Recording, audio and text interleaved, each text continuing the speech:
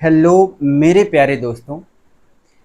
सितंबर 24 के लिए जब हमने ऑडिट का रिवीजन स्टार्ट किया तो हमारे पास 30 डेज थे।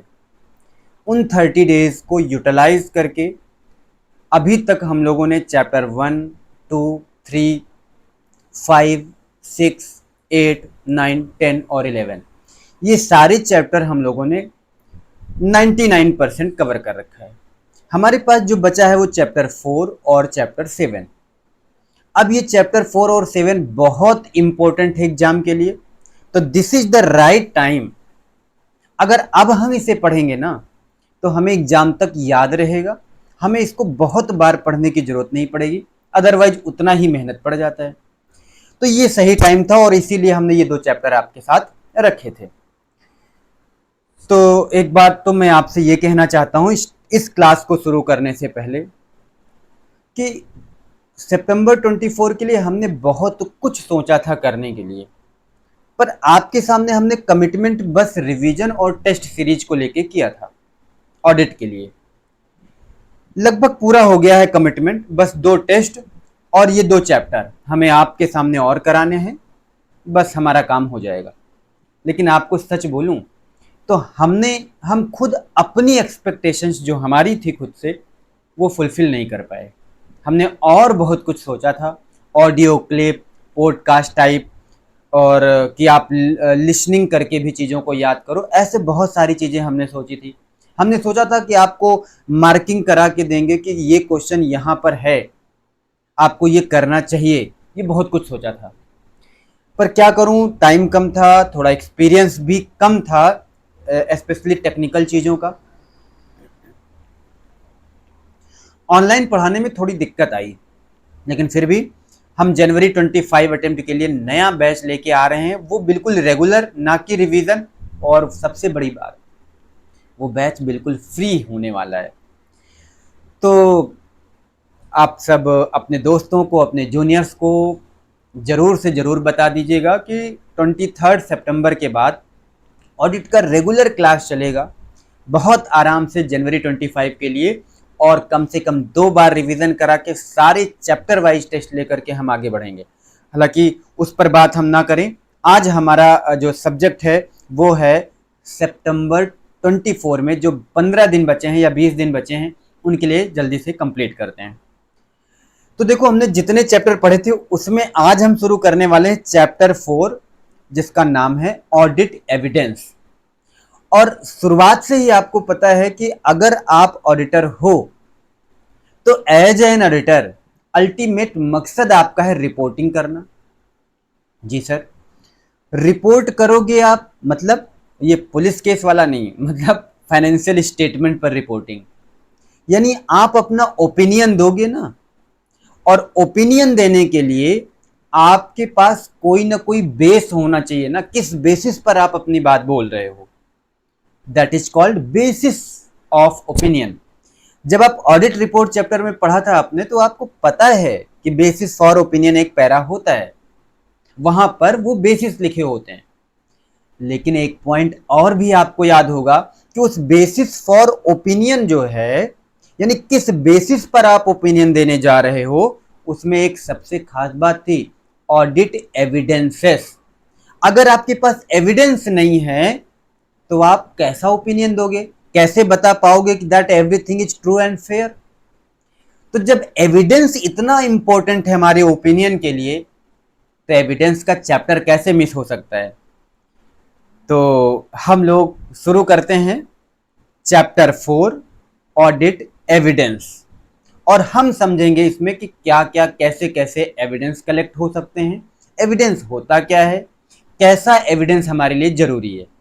अब हम सीधे अपने टॉपिक पे आते हैं और हम आपको बताते हैं कि ऑडिट एविडेंस चैप्टर में हमें कितने क्वेश्चन करने हैं, मतलब कितने तरीके के सवाल करने हैं और कितना कंटेंट है।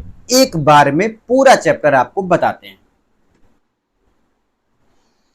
तो अगर आप बहुत ध्यान से देखिए, मैं जरा पेन सेलेक्ट कर लूं, तो हमारे पास जो टॉपिक है हमने दो कैटेगरी में टोटल बांट रखा है। सर ये आप ये कैटेगरी वैटेगरी क्या बनाते हो, ऐसा इसलिए कि आपके माइंड में वो मैपिंग हो जाए कि हम किस डायरेक्शन में पढ़ रहे हैं, हमें कितना पढ़ना है, हमारे पास कितना टाइम लगेगा। तो सबसे पहले कैटेगरी में हम एविडेंसेस से रिलेटेड सारे क्वेश्चन करेंगे, क्योंकि एविडेंस चैप्टर ही है कि एविडेंस की मीनिंग क्या है। फिर हम पढ़ेंगे टाइप्स ऑफ एविडेंस, फिर हम पढ़ेंगे एविडेंस रिलायबल हो और रिलेवेंट हो, तो उसके बारे में पढ़ेंगे कि भाई कब रिलेवेंट होगा, कब रिलायबल होगा, उसकी मीनिंग क्या है। फिर हम पढ़ेंगे एविडेंस क्या होना चाहिए, सफिशिएंट एंड अप्रोप्रिएट, तो हम सफिशिएंसी एंड अप्रोप्रिएटनेस के बारे में पढ़ेंगे। फिर हम पढ़ेंगे कि एविडेंसेस के सोर्स क्या हैं, कहां कहां से हम एविडेंसेस गैदर कर सकते हैं, ऑब्टेन कर सकते हैं। फिर हम पढ़ेंगे असर्शंस का मतलब। फिर हम पढ़ेंगे ऑडिट ट्रेल क्या होता है, ये छोटे छोटे मार्क्स में 3-4 नंबर में ये क्वेश्चन पूछे जा सकते हैं। फिर हम पढ़ेंगे कि ऐसे कौन से इंफॉर्मेशन है जो एज एन ऑडिट एविडेंस हम इस्तेमाल कर सकते हैं। और इसको पढ़ने के बाद हम आगे पढ़ेंगे selecting items for testing to obtain audit evidence. जब आपको ऑडिट एविडेंस कलेक्ट करना होगा तो कहां से एविडेंस आप ढूंढोगे, उन आइटम्स को सेलेक्ट करना सीखेंगे। फिर हम पढ़ेंगे inconsistency in doubts over the reliability of audit evidence. आपको डाउट हो जाए कि ये इंफॉर्मेशन, ये एविडेंस रिलायबल है या नहीं, उसके रिगार्डिंग एक क्वेश्चन है आपके बुक में। इसके बाद हम पढ़ेंगे मैनेजमेंट से, अगर कोई मैनेजमेंट का एक्सपर्ट है और हम उसके काम पर रिलाय कर रहे हैं, यानी उन्होंने भी कोई काम किया है तो हम ऐसा करते हैं, उन्होंने ये काम कर लिया है तो इसी काम का इस्तेमाल हम अपने ऑडिट में कर लें, ताकि हमें कुछ काम कम पड़ जाए एविडेंस के रिगार्डिंग, एविडेंस कलेक्ट करने के लिए। तो भाई उस पर रिलाय करें ना करें, इससे रिलेटेड एक क्वेश्चन है। और 30th क्वेश्चन है, 13th question, evaluation of audit evidence. और जब हम एविडेंसेस के बारे में सारी क्वेश्चन पढ़ लेंगे, यही हमारा एसए 500 होता है, नाम ही है ऑडिट एविडेंस। सर अगर ऑडिट एविडेंस के रिगार्डिंग हमने सारी बात पढ़ ली तो हमें आना चाहिए कि ऑडिट एविडेंस हम कलेक्ट कैसे करेंगे। तो कलेक्ट करने के लिए हम यहां पर आपके साथ 7 क्वेश्चन और पढ़ेंगे। सर 7 क्वेश्चन नहीं है, एक्चुअली 7 एसेस हैं, स्टैंडर्ड्स ऑन ऑडिट। जैसे अगर कंपनी में इंटरनल ऑडिटर पहले से काम कर रहा है तो उसके काम का इस्तेमाल हम कर पाएंगे कि नहीं, ये आएगा एसे 610 में। उसके बाद हम करेंगे ऑडिट सैंपलिंग। आपको एविडेंस चाहिए तो कहां से मिलेगा, एक तो वो चाहिए कि अगर कंपनी में इंटरनल ऑडिटर अपॉइंटेड है तो उसने बहुत सारी चीजें काम की होंगी, बहुत सारे ओपिनियन दिए होंगे, रिजल्ट निकाले होंगे, इवैल्यूएट किया होगा, उनका इस्तेमाल कर लो। दूसरा, हम खुद सैंपलिंग करके चेक करें कुछ चीजों को। तीसरा, specific consideration of selected item. कुछ ऐसे आइटम हैं जिनके बारे में हम पढ़ेंगे आगे, वो है एसए 501। फिर एक्सटर्नल कंफर्मेशन, जैसे हम डेटर से बातचीत कर लें कि भाई सुनो, जो आपको सामान बेचा गया क्या इतने का ही बेचा गया है कि नहीं। सर बैंक से बात कर लो कि जो यहां पर दिखाया हुआ है लोन, क्या सच में इतना लोन आपने दिया है कि नहीं। मतलब बाहरी लोगों से बातचीत करो, दैट इज एक्सटर्नल कंफर्मेशन। उनसे बात करके कंफर्म करेंगे, मैच कराएंगे कि जो बुक्स में यहाँ जो आइटम लिखे हुए हैं, जितनी वैल्यू लिखी हुई है और बहुत सारी बातें, वो सेम है या नहीं, वो सही है या नहीं। ये होता है एसए 505, 505। ठीक है सर। इसके बाद और क्या तरीका हो सकता है, आप हमेशा अपने अकाउंट में जाइए, वो अकाउंट्स जो बने होंगे, बहुत सारे आइटम ओपनिंग बैलेंसेस में शो करते हैं, जो पिछले साल क्लोजिंग बैलेंसेस रहे होंगे, आप उसे भी चेक करिए एविडेंस ढूंढने के लिए कि ओपनिंग बैलेंस पिछले साल से सही सही वापस आया है कि नहीं। ऐसा तो नहीं कि कुछ गड़बड़ हो गया हो, कम ज्यादा कर दिया गया हो। मतलब सर ओपनिंग बैलेंसेस को भी चेक करेंगे। और ये वाला टॉपिक जो है ना, वो इनिशियल ऑडिट इंगेजमेंट में आएगा, ऐसे 510 नाम है, 510 ओपनिंग बैलेंसेस चेक करेंगे।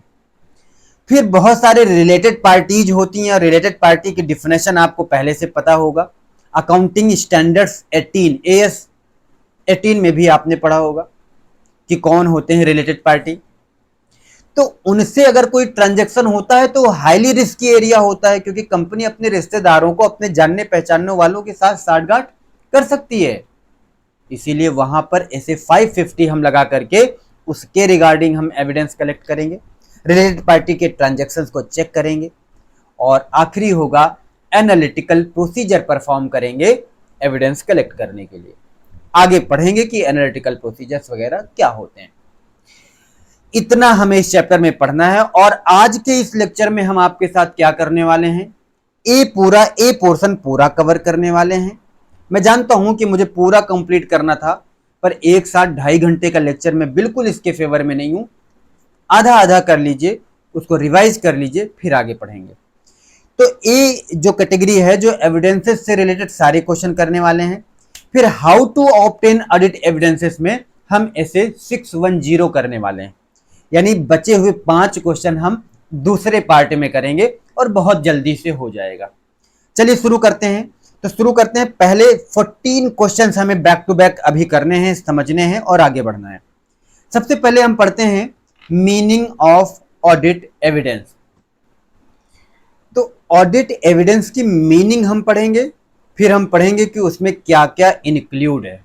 ठीक है, तो देखिए आप बताइए, जो ऑडिटर है वो ओपिनियन देता है। ठीक है, ओपिनियन देने के लिए किसी ना किसी कंक्लूजन पे उसे पहुंचना पड़ता है, तभी तो ओपिनियन दे पाएगा। उसका कोई ना कोई कंक्लूजन तो होगा। उस कंक्लूजन पर पहुंचने के लिए वो जो इंफॉर्मेशन यूज करता है वही हमारा ऑडिट एविडेंस है। नहीं समझ में आया? सिंपल बात, आपको रिपोर्ट देना है, आपको ओपिनियन देना है। ओपिनियन देने के लिए आपको कंक्लूजन्स पर पहुंचना पड़ेगा। वो जो कंक्लूजन है वो कैसे आएगा, उस कंक्लूजन तक आप कैसे अराइव करेंगे, क्योंकि आप कुछ ऐसे इंफॉर्मेशन का यूज करोगे, उस इंफॉर्मेशन से अपना नॉलेज वगैरह इस्तेमाल करते हुए वो कंक्लूजन आप ड्रॉ करोगे।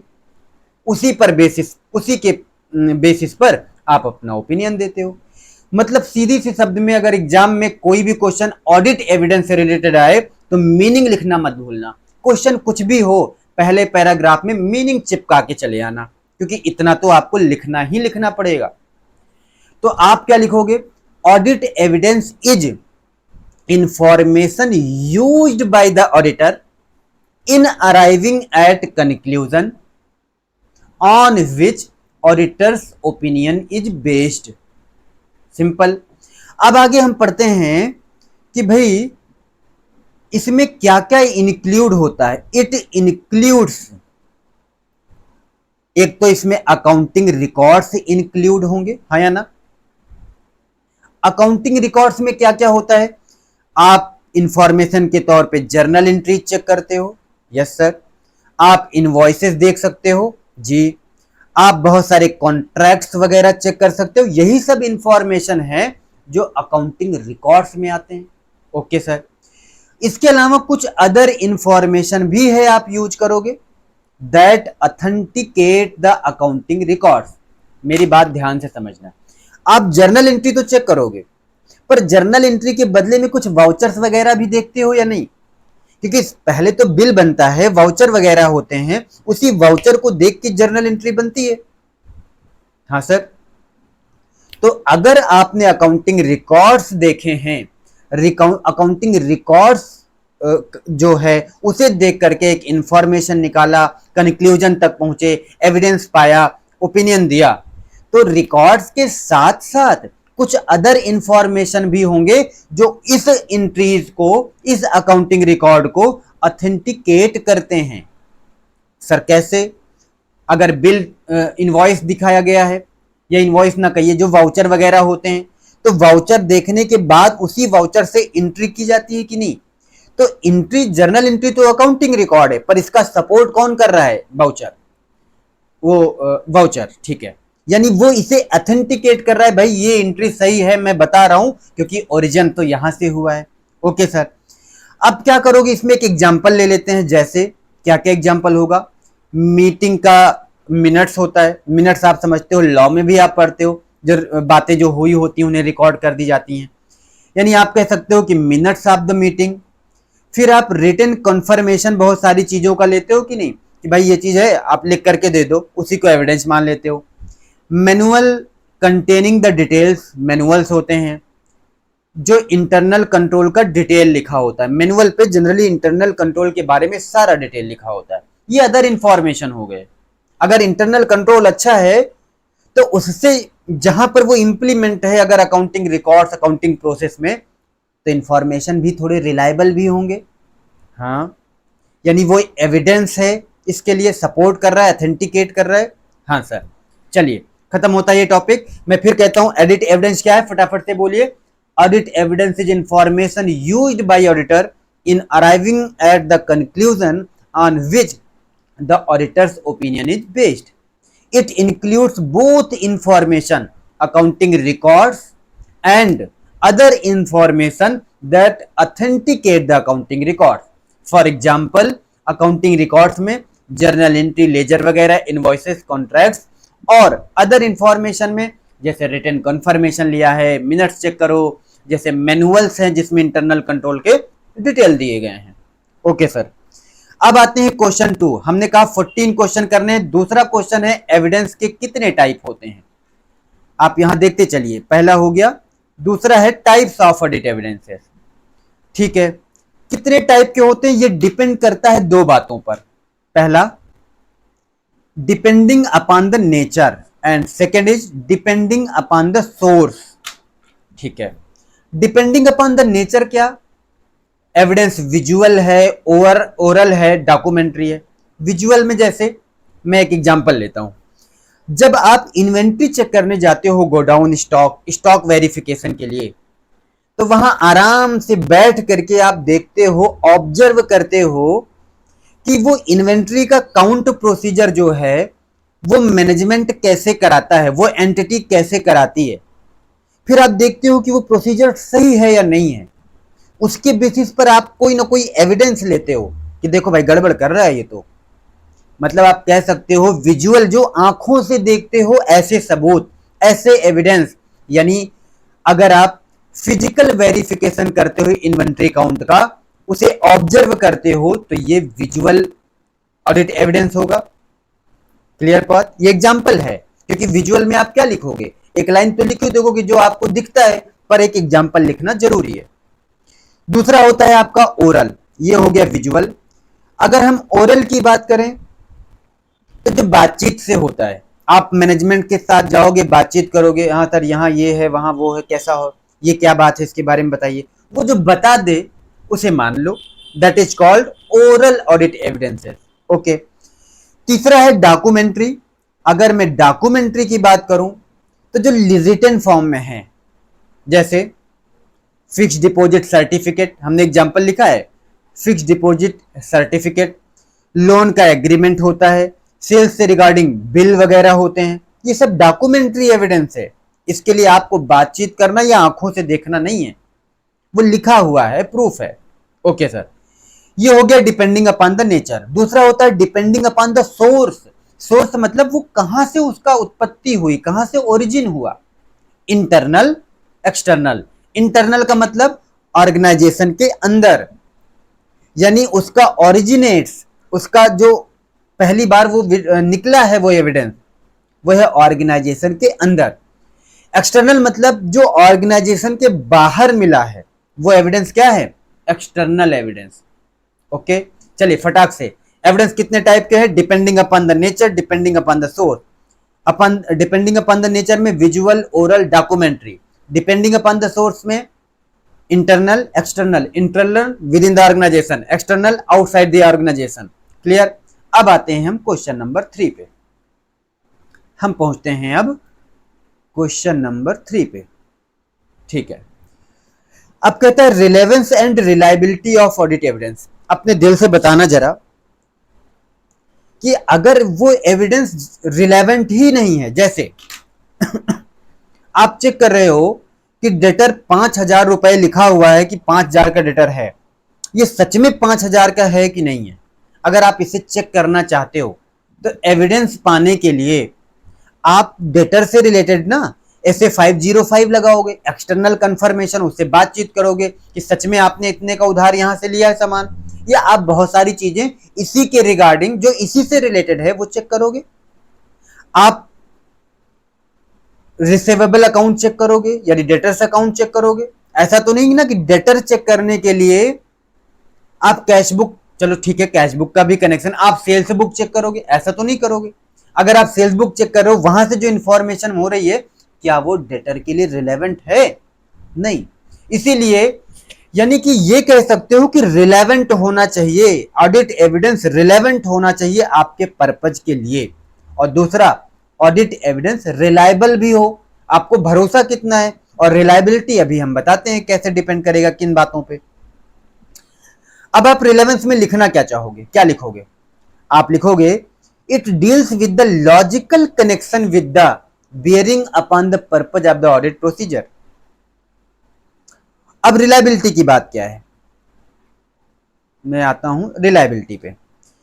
अब रिलायबिलिटी क्या है? Information to be used as audit evidence should be reliable, reliable होना चाहिए, इसमें कोई बात ही नहीं है। अब आप ये कह सकते हो कि सर एक बात बताइए, अगर एविडेंस एक्सटर्नल है वो ज्यादा रिलायबल होगा कि इंटरनल? तो आंसर इज एक्सटर्नल। ये हम चेक कर रहे हैं रिलायबिलिटी, यानी कौन सा एविडेंस ज्यादा रिलायबल होगा। तो एक्सटर्नल एविडेंस ज्यादा रिलायबल होगा देन इंटरनल। लेकिन एक सवाल है, यहां एमसीक्यू पूछने के चांस बढ़ जाते हैं, वो ध्यान रखिएगा। वो है कि इंटरनल भी ज्यादा रिलायबल हो सकता है। कब? अगर आपका इंटरनल कंट्रोल स्ट्रांग है, इफेक्टिव है, एफिशिएंट है। मतलब अगर क्वेश्चन आ जाए एमसीक्यू में कि internal control are more reliable than external in case where internal control are, sorry, अगर आ गया इंटरनल या audit evidence obtained from internal source is more reliable than external if there is a strong internal control in the entity. ये correct है या incorrect? ये correct है। Internal control strong है तो इंटरनल एविडेंस ज्यादा रिलायबल होगा देन एक्सटर्नल। लेकिन अगर इंटरनल कंट्रोल की बात ना कहे तो मान लीजिएगा कि एक्सटर्नल ज्यादा रिलायबल होगा देन इंटरनल, क्योंकि इंटरनल में मैनेजमेंट लोग ओवरराइड कर सकते हैं, इन्फ्लुएंस कर सकते हैं। ठीक है।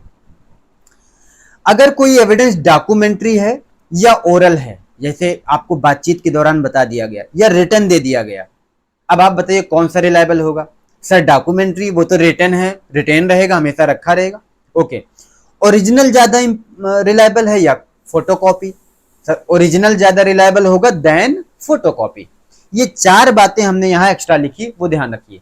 यानी रिलायबिलिटी के बारे में आपको लिखना है तो ऑडिट एविडेंस रिलायबल होना चाहिए, और ये डिपेंड करेगा कि इसके सोर्सेस पे। सोर्सेस क्या है? अगर एक्सटर्नल है ज्यादा रिलायबल, इंटरनल है कम, लेकिन इंटरनल कंट्रोल स्ट्रांग है तो इंटरनल एविडेंस ज्यादा रिलायबल होगा। डॉक्यूमेंट्री ज्यादा रिलायबल होगा देन ओरल, ओरिजिनल ज्यादा रिलायबल होगा than photocopy. Question number 4, fourth question में कहेगा कि ऑडिट एविडेंस सफिशिएंट होना चाहिए और अप्रोप्रिएट होना चाहिए, यानी sufficiency and appropriateness of audit evidence. भाई देखो, इसमें हमें कुछ बताना नहीं, बहुत सिंपल सी बातें हैं, ध्यान से देखना। सफिशिएंट होना मतलब ऑडिट एविडेंस कितना चाहिए, quantity of audit evidence. Appropriateness मतलब quality of audit evidence. Appropriate है, क्या जिस काम के लिए हम एविडेंस ढूंढ रहे हैं उसी काम के लिए है, रिलेवेंट है, क्या वो अप्रोप्रिएट है, ये हम देखेंगे। Okay sir. अब ये क्वालिटी तो हमें समझ में आई कि भाई अप्रोप्रिएट होना चाहिए, ठीक है। अब सफिशिएंसी के बारे में बात करो कि हमें ऑडिट एविडेंस कब ज्यादा चाहिए, कब कम चाहिए और कितना चाहिए, ये बात हम कैसे जानेंगे? इसके लिए कई बार एक क्वेश्चन आ जाता है, मैंने स्पेशली इस टॉपिक में क्वेश्चन लिख रखा है, देखिए। Auditor's judgement as to sufficiency may be affected by the factors. कितना ज्यादा एविडेंस आपको चाहिए यानी उसकी सफिशिएंसी वो कुछ फैक्टर पर डिपेंड करती है। वो फैक्टर क्या है? पहला, 3 फैक्टर हैं, materiality, risk of material miss statement and size and characteristics of the population. Materiality की बात करो तो सबसे पहले देखो भाई, अगर मटेरियल ज्यादा है, यानी आप अगर पूरी लैंग्वेज पढ़िए तो significance of class of transaction, account balance, presentation and disclosure. सही बात है, इन्हीं की बात हम हर जगह करते हैं। यानी ये कितना सिग्निफिकेंट है, ज्यादा सिग्निफिकेंट है तो इसका मतलब वो ज्यादा मटेरियल है। और अगर मटेरियल ज्यादा है तो ऐसे केसेस में एविडेंस ज्यादा ढूंढना चाहिए। क्यों? क्योंकि यूजर के लिए वो बहुत ज्यादा महत्वपूर्ण हो जाता है, ज्यादा सिग्निफिकेंट हो जाता है, ज्यादा मटेरियल हो जाता है। यानी अगर मटेरियल ज्यादा तो भाई ज्यादा दिमाग चलाओ, ज्यादा अलर्ट रहो, ज्यादा ऑडिट एविडेंस कलेक्ट करो। क्लियर? दूसरा रोमम। रोमम, मैं रोमम लिख देता हूं, याद रखिए, risk of material miss statement. और आपको पता है मटेरियलिटी क्या है, आपको पता है मिस स्टेटमेंट क्या है, आपको पता है रिस्क क्या है, लेकिन फिर भी यहां बताएंगे रोमम का मतलब। रोमम पर डिपेंड करेगा। अगर रिस्क ज्यादा है, यानी risk of material miss statement ज्यादा है, तो ऑडिट एविडेंस ज्यादा कलेक्ट करना पड़ेगा, ज्यादा ऑब्टेन करना पड़ेगा। रोमम कम है तो ऑडिट एविडेंस कम में भी काम चल जाएगा। सर बात तो समझ में आ गई, पर ये रोमम जरा एक बार फिर से बता दो ना। ठीक है, रोमम का मतलब होता है ऐसा risk that the financial statement are materially misstated prior to audit. समझना बात को, ऑडिट करने से पहले जो रिस्क होता है, जो मटेरियल है, उसे बोलेंगे risk of material miss statement. ठीक है, ऑडिट कर वो मटेरियल मिस स्टेटमेंट है, रोमम जिसे बोलते हैं। और मटेरियल मिस स्टेटमेंट दो अलग अलग रिस्क को कंबाइंड करके बनाया जाता है। It could be assessed combined together, that is inherent risk and control risk. इन दो रिस्क को हम कंबाइंड करके असेसमेंट करते हैं रोमम का, सेपरेटली असेसमेंट नहीं कर सकते हैं। एमसीक्यू का क्वेश्चन है ये। तो सर रोमम में कौन कौन से रिस्क होते हैं? इनहेरेंट रिस्क और कंट्रोल रिस्क। इनहेरेंट रिस्क क्या है? कंट्रोल लगाने के पहले जो रिस्क थे वो इनहेरेंट रिस्क है। कंट्रोल रिस्क कौन से होते हैं? कि भाई ऐसे ऐसे रिस्क जो कंट्रोल लगाने के बाद भी प्रिवेंट, डिटेक्ट और करेक्ट नहीं कर पाए। कंट्रोल के पहले इनहेरेंट, कंट्रोल के बाद कंट्रोल रिस्क, और दोनों को कंबाइंड कर देंगे तो रोमम, ऑडिट करने से पहले। उसके बाद में क्या आएगा? डिटेक्ट नहीं कर पाए, अगर कंट्रोल डिटेक्ट नहीं कर पाया, डिटेक्शन रिस्क। उसके बाद जाएंगे हम ऑडिट के बाद। यानी ऐसे चांसेस कि भाई हमें फाइनली करना क्या होता है? ऑडिट रिस्क को कम करना होता है कि कम से कम ऑडिट रिस्क हो। इसीलिए हम ज्यादा से ज्यादा एविडेंस कलेक्ट करते हैं, ज्यादा अलर्ट रहते हैं, ज्यादा अच्छा से अपना नॉलेज इस्तेमाल करते हैं। यही कहानी है पूरे ऑडिट की। ठीक है, तीसरा जो आपके सामने है वो है size and characteristics of the population. Sir अगर जो पॉपुलेशन है, यानी जहां पर हम चेकिंग कर रहे हैं, जहां हम टेस्ट कर रहे हैं, एविडेंस निकाल रहे हैं, जहां हम रोमम को असेस करना चाहते हैं कि भाई यहां रिस्क है या नहीं, अगर उस पॉपुलेशन का, क्योंकि भाई सारे के सारे तो हम चेक नहीं कर पाते, कुछ पोर्शन को चेक करते हैं, उसी के बेसिस पर सारा आकलन कर देते हैं। तो जो पॉपुलेशन है ना जिसका हम टेस्टिंग कर रहे हैं, अगर वो छोटा है, स्मॉलर है, कम एरिया है, या फिर वो होमोजीनियस भी है, अगर वो स्मॉलर एरिया है तो ऑडिट एविडेंस कम चाहिए, अगर वो बड़ा एरिया है तो ऑडिट एविडेंस ज्यादा चाहिए, अगर वो होमोजीनियस है, होमोजीनियस मतलब उसके आइटम सिमिलर हैं, तो ऑडिट एविडेंस कम चाहिए, अगर वो हेट्रोजीनियस है मतलब उसमें जो आइटम्स हैं वो अलग अलग कैरेक्टरिस्टिक्स के हैं, तो ऑडिट एविडेंस ज्यादा चाहिए। हो गया ये क्वेश्चन, लेकिन मैं आपको रिपीट कर दूं एक बार फिर। हम ये फोर्थ क्वेश्चन पढ़ रहे थे जिसमें हम सफिशिएंसी और अप्रोप्रिएटनेस की बात कर रहे थे। सफिशिएंट ऑडिट एविडेंस का मतलब उसकी क्वांटिटी, अप्रोप्रिएटनेस ऑडिट एविडेंस का मतलब उसकी क्वालिटी। क्वालिटी होनी चाहिए, अप्रोप्रिएट होना चाहिए। कितना ऑडिट एविडेंस चाहिए, यानी सफिशिएंट है या नहीं, ये डिपेंड करता है तीन फैक्टर पर। पहला मटेरियलिटी, अगर वो आइटम ज्यादा मटेरियल है तो ऑडिट एविडेंस ज्यादा कलेक्ट करना पड़ेगा, कम है तो कम। ROMM, risk of material misstatement, जो कंबाइंडली एसेस किया जाता है इनहेरेंट रिस्क और कंट्रोल रिस्क को। अगर रोमम ज्यादा है तो ऑडिट एविडेंस ज्यादा कलेक्ट करना है, रोमम कम है तो ऑडिट एविडेंस कम कलेक्ट करना है। Okay sir. अब हम बात करें साइज और पॉपुलेशन की, size and characteristics of the population की। पॉपुलेशन का साइज अगर ज्यादा है तो ऑडिट एविडेंस ज्यादा, कम है तो ऑडिट एविडेंस कम। कैरेक्टरिस्टिक्स की बात करें, अगर होमोजीनियस पॉपुलेशन है तो ऑडिट एविडेंस कम में काम चल जाएगा क्योंकि सारे आइटम सिमिलर हैं। अगर हेट्रोजीनियस है यानी डिफरेंट डिफरेंट नेचर के आइटम है तो हमें ऑडिट एविडेंस ज्यादा कलेक्ट करना पड़ेगा। ये क्वेश्चन 4 हो गया। फटाक से बढ़ते हैं, हमें 10 क्वेश्चन करने हैं। अभी तक हम आधे घंटे अपना टाइम लगा चुके हैं, ये थोड़ा सा और जल्दी करना था। चलिए बढ़ते हैं। अब आते हैं हम क्वेश्चन 5 पे।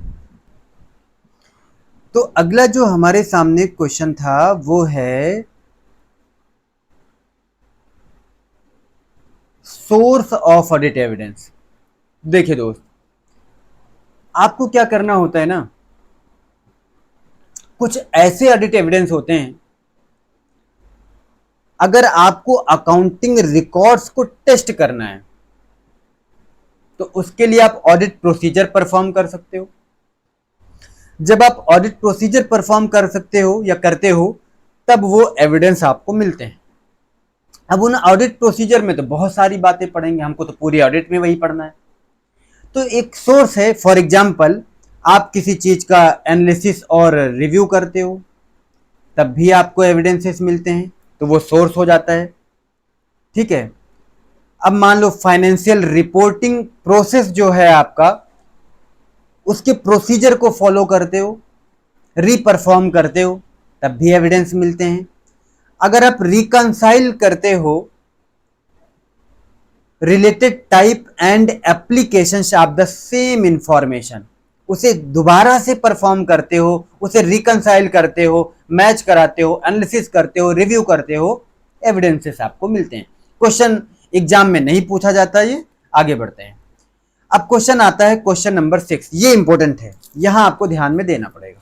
देखिए, audit procedure to perform audit procedure for obtaining audit evidence. Audit evidence आपको चाहिए ना, हाँ, तो कौन सा ऑडिट प्रोसीजर लगाओगे भाई? तो देखो, यहां एक कंफ्यूजन है, मैं आपको वो कंफ्यूजन दूर करूंगा। एग्जाम में हम जब टेस्ट लिए थे तब भी ऐसी गलती लोगों ने की थी, पूछ कुछ रहा है, आंसर कुछ दे रहे हैं।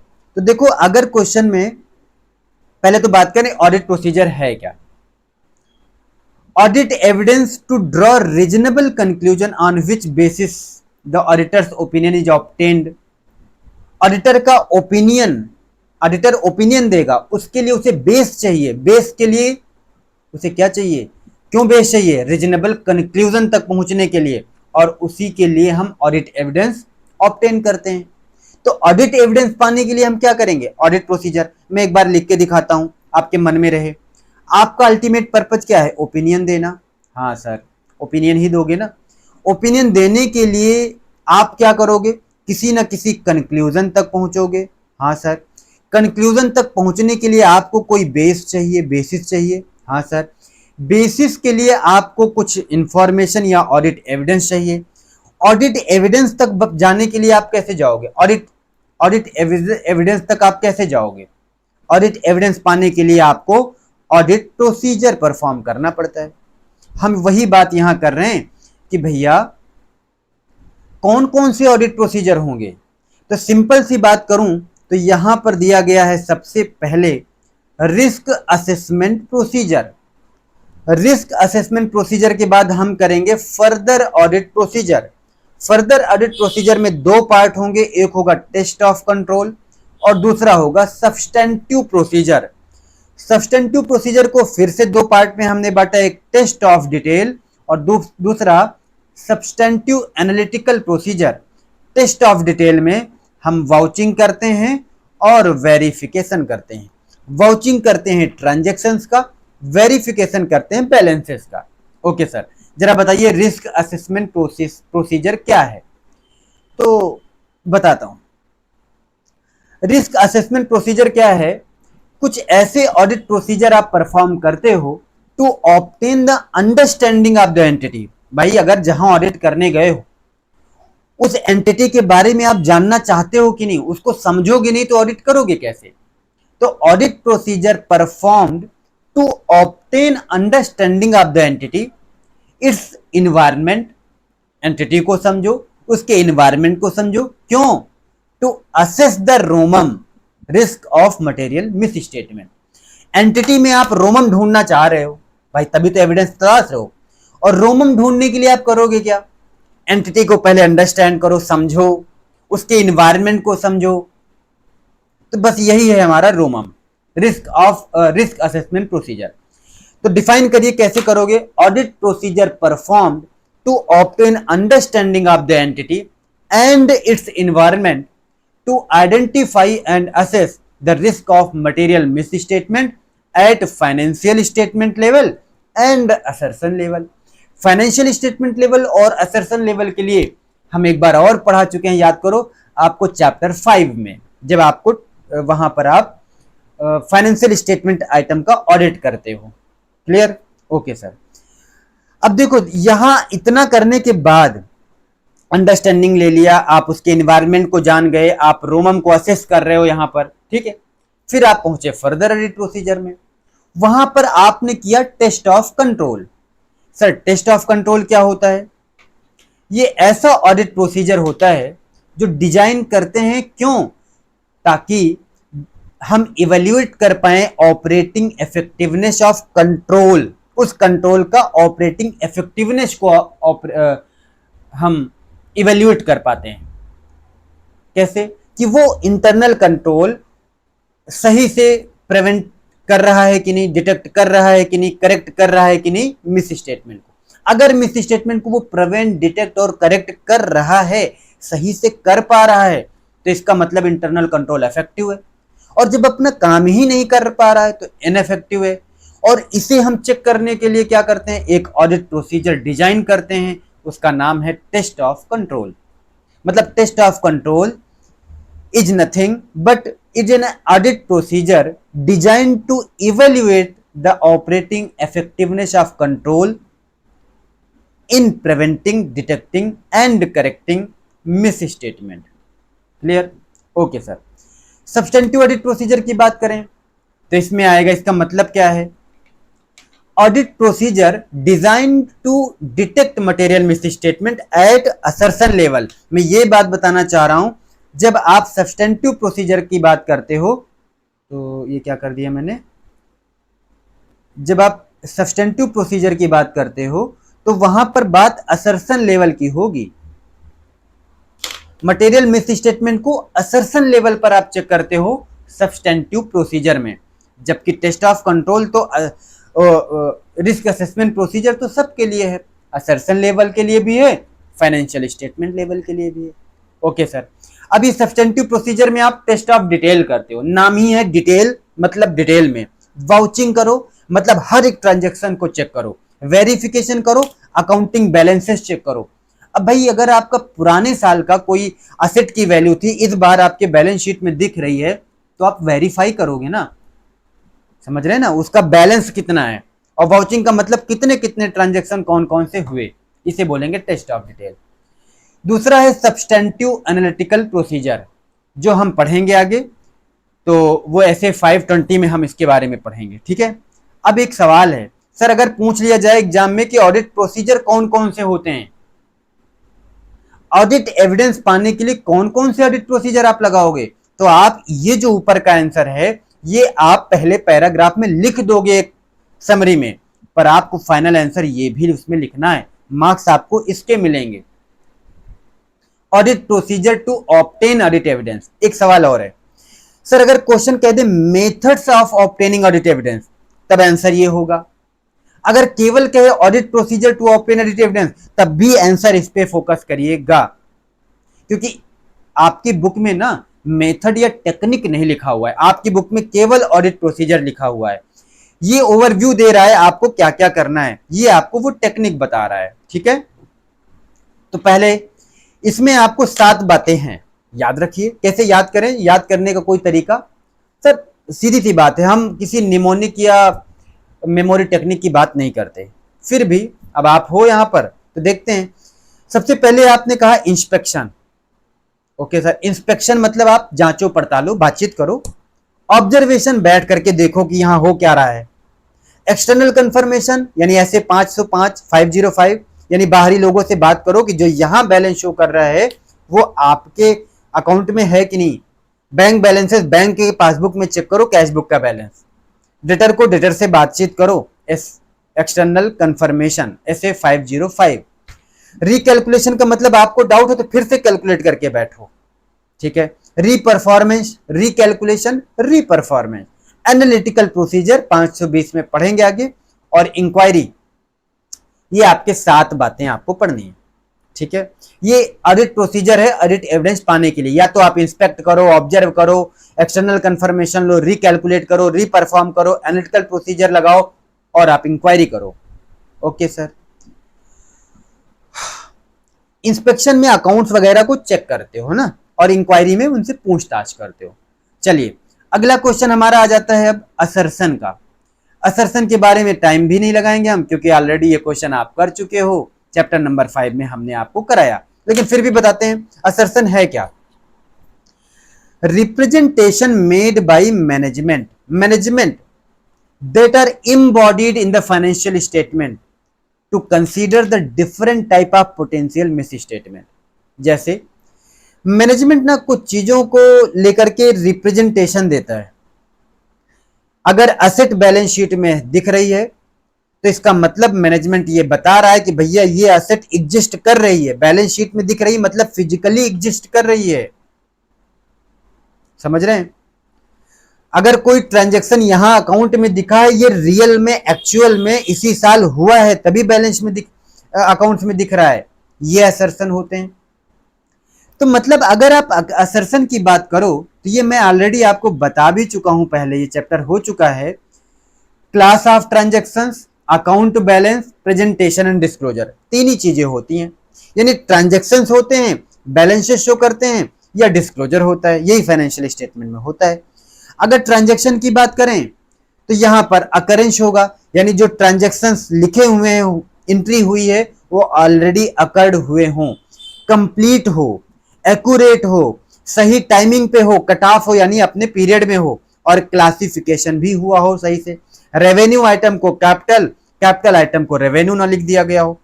अकाउंटिंग बैलेंस में क्या देखोगे कि जो बैलेंस में है वो एग्जिस्ट कर रहा है कि नहीं रियल में, उसका राइट्स एंड ऑब्लिगेशन अगर आपकी बुक में है तो आपका उस पर अधिकार है कि नहीं, आप सच में आपका राइट है कि नहीं, लायबिलिटी दिख रही तो आपकी ऑब्लिगेशन होनी चाहिए, कंप्लीट है कि नहीं, उसकी वैल्यूएशन ठीक ठीक से हुई है कि नहीं, असेट है तो अकाउंटिंग स्टैंडर्ड 10 के हिसाब से हुआ है कि नहीं, डेप्रिसिएशन सही लगा है कि नहीं। ये सारी बातें क्या हैं, ये असर्शन ही तो हैं।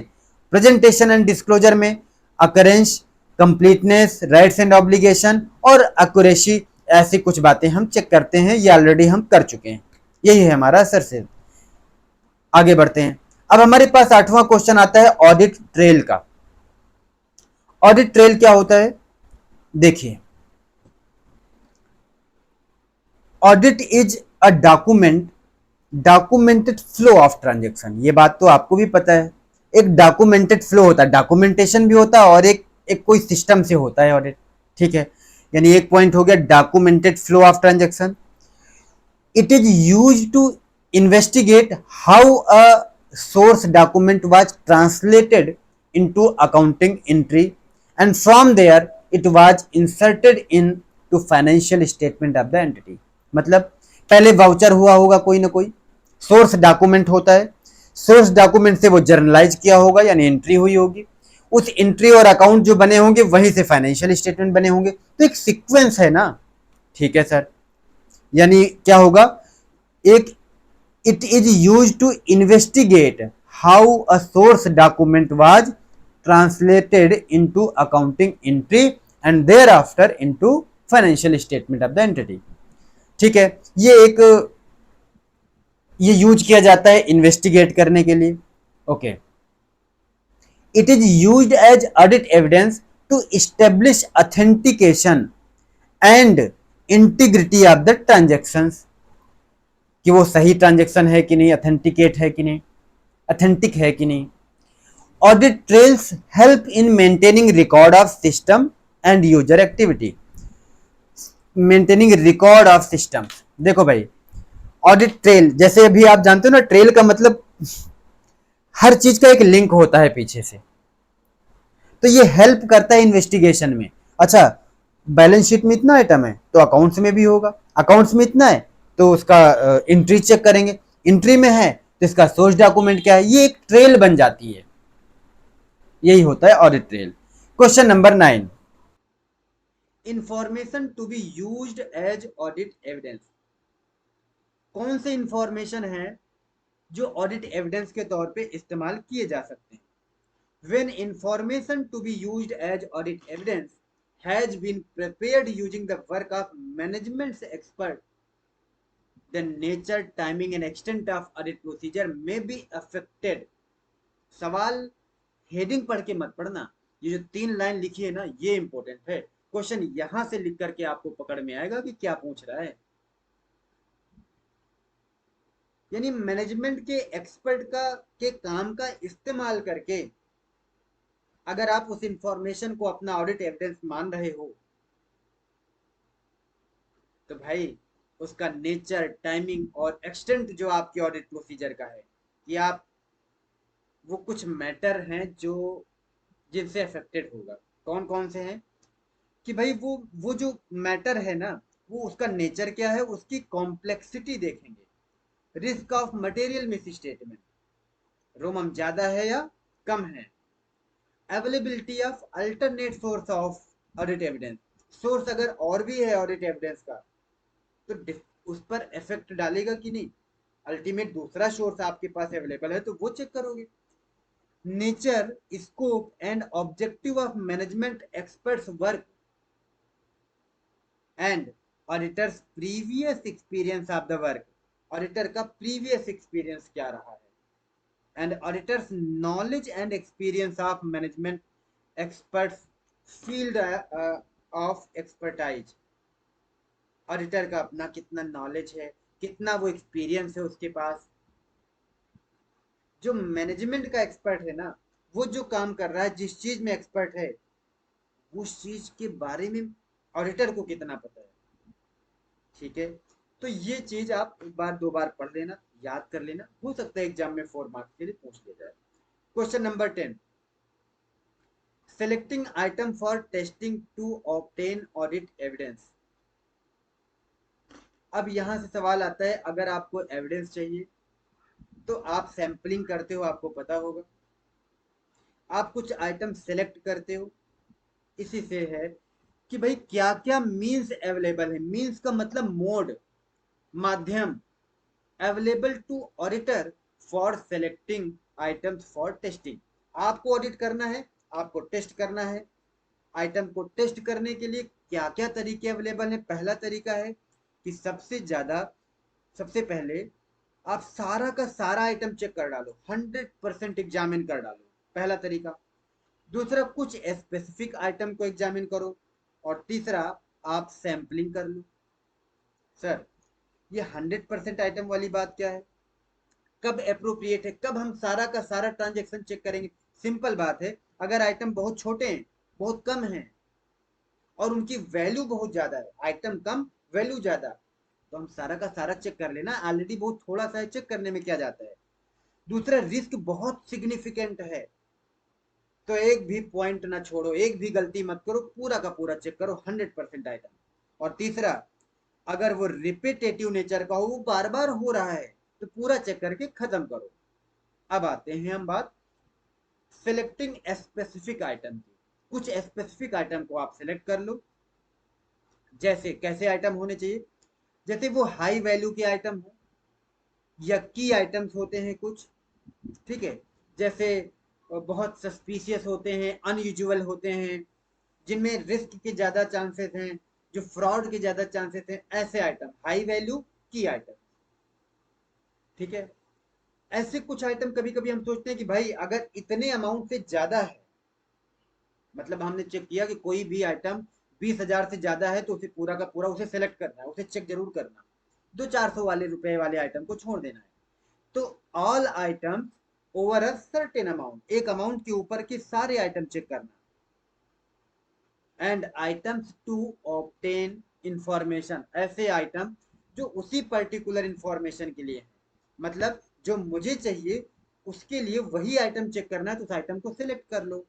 वो आइटम, एक अमाउंट के ऊपर के सारे आइटम, हाई वैल्यू और की आइटम। अब आते हैं बात सैम्पलिंग की। सैम्पलिंग आगे हम पढ़ेंगे 530 में। सैम्पलिंग से क्या होता है कि पूरा ट्रांजेक्शन हमारे पास होता है, पूरा जो आइटम हमारे पास होता है, अब इन सारे आइटम को चेक करना पॉसिबल नहीं होता। इनमें से कुछ आइटम हम सिलेक्ट कर लेते हैं, उन्हीं उन्हीं आइटम को चेक कर देते हैं, और चेक करने के बाद जो ओपिनियन देते हैं, उस ओपिनियन में कहते हैं कि पूरा का पूरा पॉपुलेशन पर हम ओपिनियन दे देते हैं कि भाई ये सही है, गलत है, मटिक क्या है, सारी बातें बता देते हैं। तो यही होता है हमारा ऑडिट सैम्पलिंग। क्वेश्चन नंबर 11 पे आते हैं।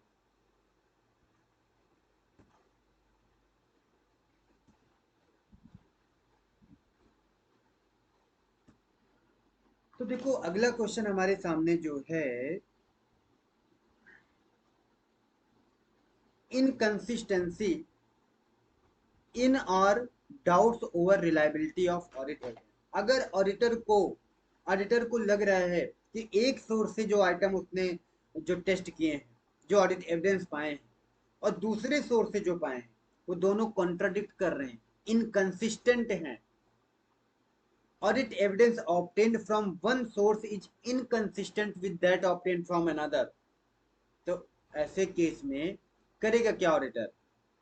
ऐसे केस में SA 230 ये कहता है, SA 230 कहता है कि ऑडिटर को उस इंफॉर्मेशन को क्या करना है? डॉक्यूमेंट करना है, उसको डॉक्यूमेंट कर दो। SA 230 कहता है कि ऐसे आइटम को डॉक्यूमेंट कर दो, specific documentation if the auditor identified information is inconsistent with auditors final conclusion regarding a significant matter. अगर मैटर सिग्निफिकेंट है और इनकंसिस्टेंसी है, तो SA 230 कहता है ऑडिटर डॉक्यूमेंटेशन कि भैया उन आइटम को डॉक्यूमेंट कर दो। और रिलायबिलिटी की बात करो तो इसमें क्या होता है, ऑडिटर को डाउट हो जाता है रिलायबिलिटी के लिए जो एविडेंस उसने यूज किया कि भाई ये एविडेंस रिलायबल नहीं है। बस अब आते हैं क्वेश्चन 12 पे। अब सवाल आता है कि हम कई बार मैनेजमेंट के एक्सपर्ट का यूज कर लेते हैं, यानी जो मैनेजमेंट का एक्सपर्ट है उसने जो काम किया है उसी के काम का इस्तेमाल कर लेते हैं। सर एक बार बताओ ना कि ये मैनेजमेंट कौन होता है, सॉरी ये मैनेजमेंट का एक्सपर्ट कौन होता है? एक्चुअली ये एक इंडिविजुअल है या कोई ऑर्गेनाइजेशन हो सकती है। ऑर्गेनाइजेशन कैसे? कई बार सर्विस ऑर्गेनाइजेशन होती है ना, हमारी कंपनी में कोई ऐसा काम है जो कोई और एंटिटी चलाती है, उसको हमने अपॉइंट कर रखा है, उससे कॉन्ट्रैक्ट है हमारा, तो ऑर्गेनाइजेशन हो सकती है। कोई पर्टिकुलर पर्सन हो सकता है जिसके पास एक्सपर्टाइज है, नॉलेज ज्यादा है,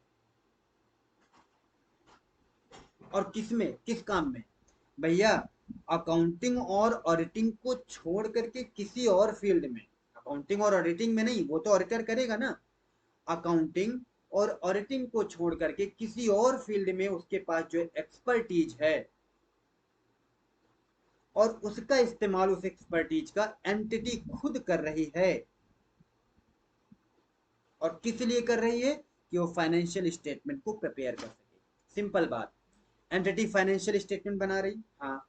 अकाउंटिंग और ऑडिटिंग को छोड़ करके इसके अलावा इस फाइनेंशियल स्टेटमेंट को बनाने के लिए और भी काम होते हैं, हाँ। उस काम में मैनेजमेंट कोई एक्सपर्ट अपॉइंट करती है, या वो इंडिविजुअल या कोई ऑर्गेनाइजेशन, उसे बोलते हैं मैनेजमेंट का एक्सपर्ट, मैनेजमेंट एक्सपर्ट। आप ऑडिटर हो, आप उस मैनेजमेंट के एक्सपर्ट को यकीन करोगे उस पर कि नहीं? तो वही सवाल है कि रिलाइंग ऑन द वर्क, जो उसने काम किया उस पर आप रिलाय करोगे, भरोसा करोगे या नहीं करोगे? तो वो बात बता रहा है कि when information to be used as audit evidence has been prepared using the work of management expert, the auditor shall. आप कब रिलाय करोगे कब नहीं? तो ऑडिटर करेगा क्या? इसके लिए ऑडिटर सबसे पहले उसकी कंपीटेंस चेक करेगा कि भैया जिस काम को करने के लिए एंटिटी ने अपॉइंट किया है वो काम वो कर पाता है कि नहीं, कंपीटेंट है कि नहीं, कैपेबल है कि नहीं, लायक है कि नहीं, नालायक तो नहीं है। Obtain an understanding of the work of that expert, फिर उसके काम का अंडरस्टैंडिंग ले लो। पहले तो उसकी कंपिटेंस चेक करो कि वो लायक है कि नहीं इस लायक जिस काम के लिए एंटिटी ने रखा है। दूसरा चेक कर लो कि वो जो काम किया है उसकी अंडरस्टैंडिंग ले लो, उसको समझो कि उसने काम क्या किया है, कैसे किया है। और फिर evaluate the appropriateness of that experts work, कि वो जो काम किया है वो अप्रोप्रिएट है कि नहीं है। उसके काम, उसने जो काम किया है उससे जो एविडेंस मिला है वो एविडेंस अप्रोप्रिएट है या नहीं है। ठीक है, ओके सर। ये 3 काम आपको करने हैं। ये क्वेश्चन आ सकता है कि भाई मैनेजमेंट एक्सपर्ट का उसके वर्क को इस्तेमाल करोगे, आप रिलाय करोगे कैसे, कब, इसके लिए आप क्या करोगे? तो सबसे पहले उसकी कंपिटेंस और कैपेबिलिटी इवेल्युएट कर लो, फिर उसके वर्क को अंडरस्टैंड करो, obtain an understanding of the work of that expert, and then evaluate the appropriateness of the expert's work as audit evidence for the relevant assertions, right? Okay, आज का last question. इसके बाद assess शुरू करेंगे, back to back 5 assess करेंगे और हमारा chapter and होगा जो दूसरे लेक्चर में आएगा। ऑडिट एविडेंस को इवेल्युएट कैसे करोगे? यहाँ पर हमने बात की थी ना कि इवेल्युएट करो कंपिटेंस को, तो यहाँ बात हो रही इवेल्युएट करो ऑडिट एविडेंस को कैसे। ये है ऐसे 500 में ये बताया गया है, ऑडिट एविडेंस ऐसे 500 में आता है और ये एप्लीकेबल होता है उन सारे एविडेंसेस के लिए जो ऑब्टेन किए गए हैं during the course of audit. Audit करते टाइम जितने एविडेंस आपको मिलेंगे उन सब पे ऐसे 500 लगेगा, ऐसे 500 लगेगा। To enable the auditor to obtain, ये ऐसे 500 कहता है, ऐसे 500 कहता है कि आप जो एविडेंस कलेक्ट कर रहे हो वो सफिशियंट और अप्रोप्रिएट होना चाहिए। To be able to draw the reasonable conclusion, जिससे कि रीजनेबल कंक्लूजन ड्रॉ किया जा सके। मैं फिर से इस बात को समझाना चाहता हूं। देखिए, SA 500 ये कहता क्या है? ठीक है, ये बात करता है ऑडिट एविडेंस की। ये कह रहा है ऑडिट एविडेंस क्या होने चाहिए? सफिशियंट एंड अप्रोप्रिएट होने चाहिए। और सफिशियंट अप्रोप्रिएट है कि नहीं ये कैसे जानोगे?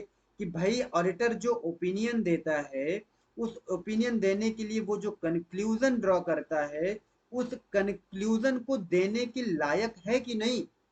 यानी इस ये एविडेंस इतना सफिशियंट और इतना अप्रोप्रिएट हो कि ये ओपिनियन दिया जा सके, राइट? ये बात करता है ऐसे 500। ये पोर्शन खत्म हो गया। इसके बाद हम बात करेंगे ऐसे 610 की, जो नेक्स्ट लेक्चर से स्टार्ट करेंगे। सारे एसेस हम कवर करेंगे। देखिए, एक एक करके बहुत अच्छे से सारे कॉन्सेप्ट हम क्लियर करेंगे। तो आज की क्लास हम खत्म करें, वापस से आके हम आपको दिखा देते हैं हमने आज क्या क्या पढ़ाई की। सबसे पहले हमने पढ़ा कि ऑडिट एविडेंस क्या है, उसकी मीनिंग।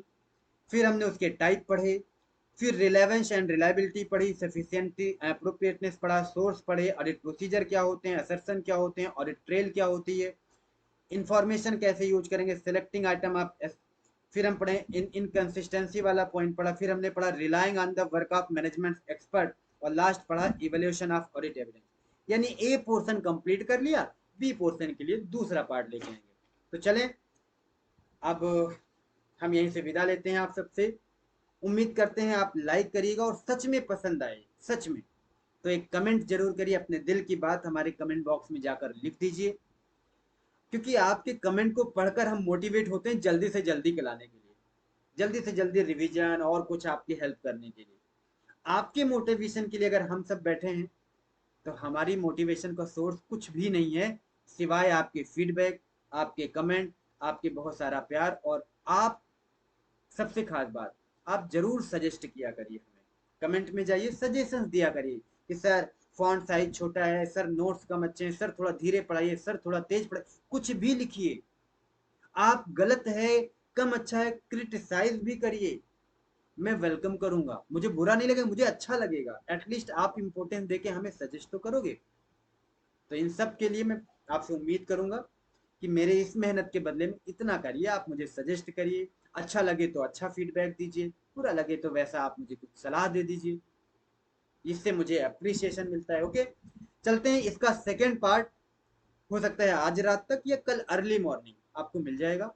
तब तक के लिए हम विदा लेते हैं। Thank you so much, bye bye, wish you all the best.